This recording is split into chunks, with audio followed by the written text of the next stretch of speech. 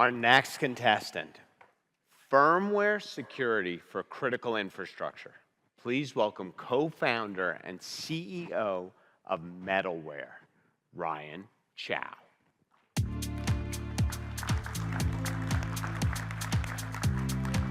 Ryan, welcome. Thanks, Hugh. For being here. Yeah, thank you so much. All right, here you go. Awesome. Ryan, your time begins now. We have a confession. At Metalware, we're outsiders to traditional cybersecurity. We have over 20 years of experience in firmware development at companies like SpaceX, L3Harris, and Northrop Grumman. Firmware is the invisible layer at the low level controlling hardware. Things like sensor systems, communication buses, radio frequency drivers, and much more. We learned firsthand how traditional cybersecurity tools weren't effective for firmware. But firmware is very important. It underpins our critical infrastructure.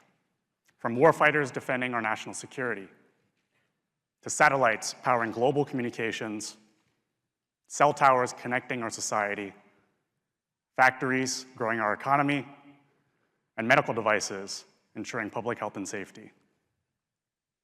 But firmware is different than software. Software runs on standardized operating systems and architectures. Firmware, on the other hand, has very diverse hardware, architectures, and operating systems. There are complexities not accounted for, like lack of memory management, non-standard communication interfaces, and more.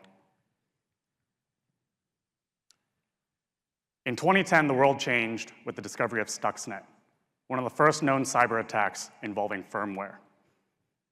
At the time, this required the resources of nation states, immense amount of resources. Today, this is commonplace. Threat actors have become more sophisticated. They have access to more resources, more advanced tooling, as well as the rise of AI on their side. A couple years ago, the Department of Homeland Security raised the flag about firmware as a single point of failure for many of critical infrastructure. At the same time, a year and a half ago, at this conference, RSA, DARPA is here. DARPA introduced the AI Cyber Challenge with $30 million in funding to help defend critical infrastructure. That's why we started Middleware. We built a fully automated binary fuzzer to help you find 0 days in your firmware.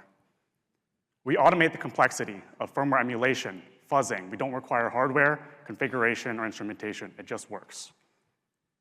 Now let me show you how it works. You simply upload your firmware binary, whether that's first-party code internal or supply chain. You press go, we automatically configure, and we're off to running. We run thousands of tests per second, and you get vulnerabilities in real time. You get the full data as well as traceability to reproduce and remediate your issues. We're already making an impact. We work with open source vendors like Analog Devices and Arduino to report and responsibly disclose vulnerabilities, as well as large companies in the commercial sector.